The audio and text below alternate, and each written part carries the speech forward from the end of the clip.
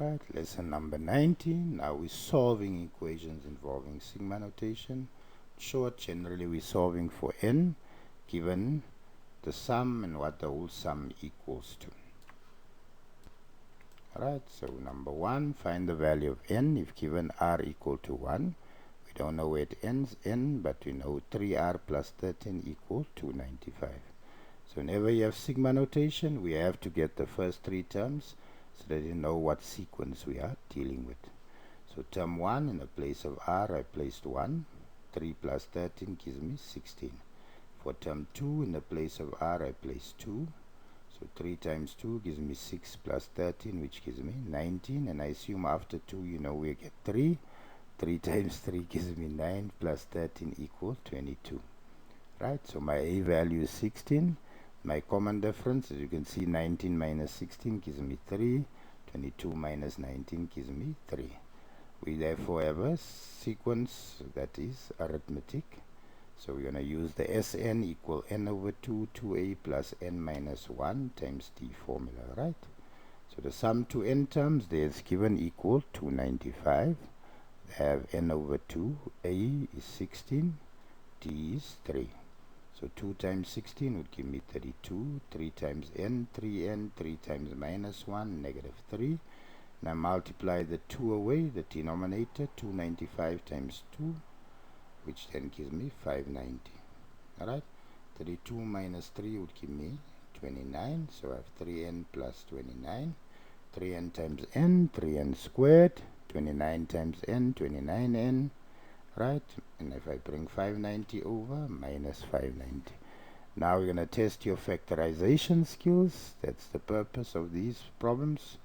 So here 3n squared, 3 is a prime number, so it can only have the factors 3 and 1. 590, I'm going to use 59 times 10. So 59 times negative 10 gives me negative 590.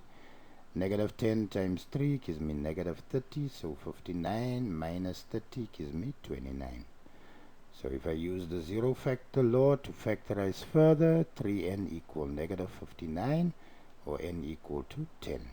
Take note, n cannot be a rational or integer. N must be an element of natural numbers. So n equal to 10 is the only valid answer.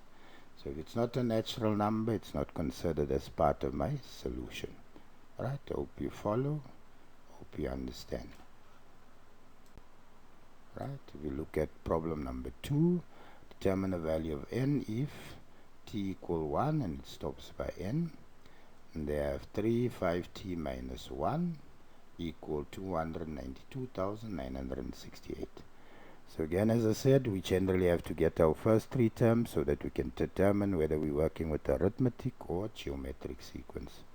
So term 1, in the place of t, I place 1. 1 minus 1 is 0. With anything to the power 0, 1. 1 times 3 gives me 3. For term 2, I assume after 1 we have 2. 2 minus 1 gives me 1. So 5 to the power 1. 5 times 3, which equals 15. For term 3, in the place of t, I place 3. 3 minus 1 is 2. 5 squared, 25, times 3 gives me 75. So you have a equal to 3, but I don't have a common difference. I'm dealing with common ratios, so it's a geometric sequence. So term 2 divided by term 1, 15 divided by 3 gives me 5. Right? So the sum to n terms now, I'm going to use the formula a rn minus 1 over r minus 1. Sn there, the sum to n terms is given as 292,968. A is 3, r is 5, don't know n, minus 1. Bottom then a place of r, 5 minus 1, which equals 4.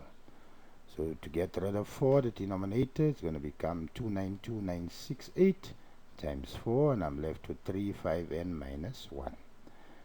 That multiplied by each other would give me 1,171,872, and that I'm going to divide by 3 to get 396,24, which equals 5 to the power n minus 1. Right? From there, if I bring minus 1 over, that becomes plus 1. 396,25 equals 5 to the power n. On my Casio calculator, if I press 396.25 equal and I press shift fact button, I should get 5 to the power 8. Now my bases are the same, so I can drop base 5 and I have n equal to 8. 8 is a natural number, therefore it's a valid answer. So you should see we can test exponential knowledge or we can test factorization. That's the concept that we are testing.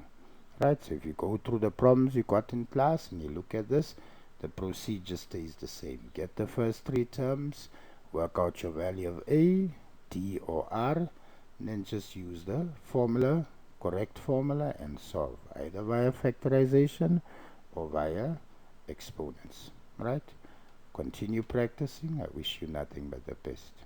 Right, I know you will succeed.